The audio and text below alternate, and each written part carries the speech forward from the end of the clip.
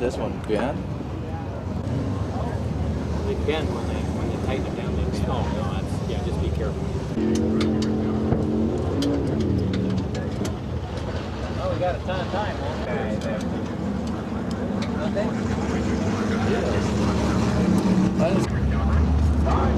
That's not on a run. The tire's down, the injector's closed.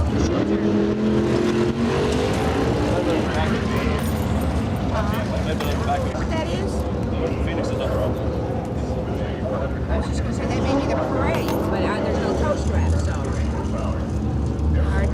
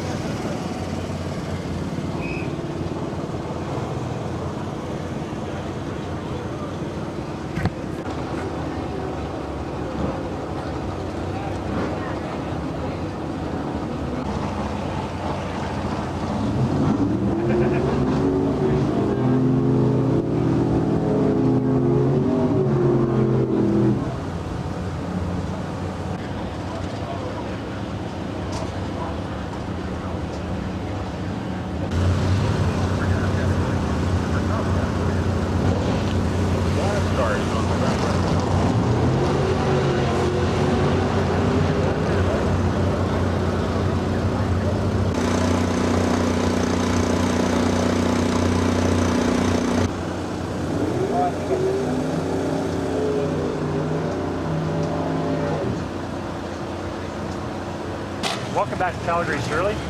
This is your second time in Calgary. Your feelings on running up here in Canada? Well, actually, it's my third time racing in Calgary. We did it back in 1978, if my memory serves me right, and then we came back 17 years later,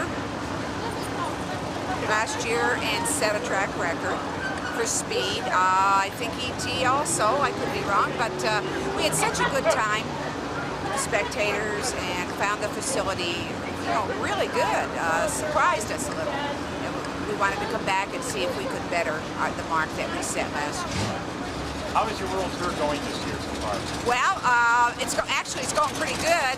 We'll finish it up in Japan in November. We're going to go over there and run a couple runs exhibition with the NHRA. We're really looking forward to that. But running our own program, as far as the invitational and the smaller championship type races, match racing, that's been actually been a pretty good program for us. I never dreamed I would enjoy it as much as I have. It gives us a chance to test the car and run it the way we want to run it and try different things, hoping to stay as current as we can. But maybe we might land on something that could definitely work out for us down the road. Hang on for 1 second. Shirley, your thoughts on re-entering NHRA in regular season racing? Well, it's a lot of our friends are there. It's in championship drag racing. It's in fact the best show on the road, and we'd love to be there, but we simply cannot do it and won't do it without funding. It's impossible. I don't think at this stage of my career I want to go out there and pay for a championship year out of my pocket. That's we just simply don't have that kind of funding. So that is our long-range goal. To hopefully that kind of funding will come along.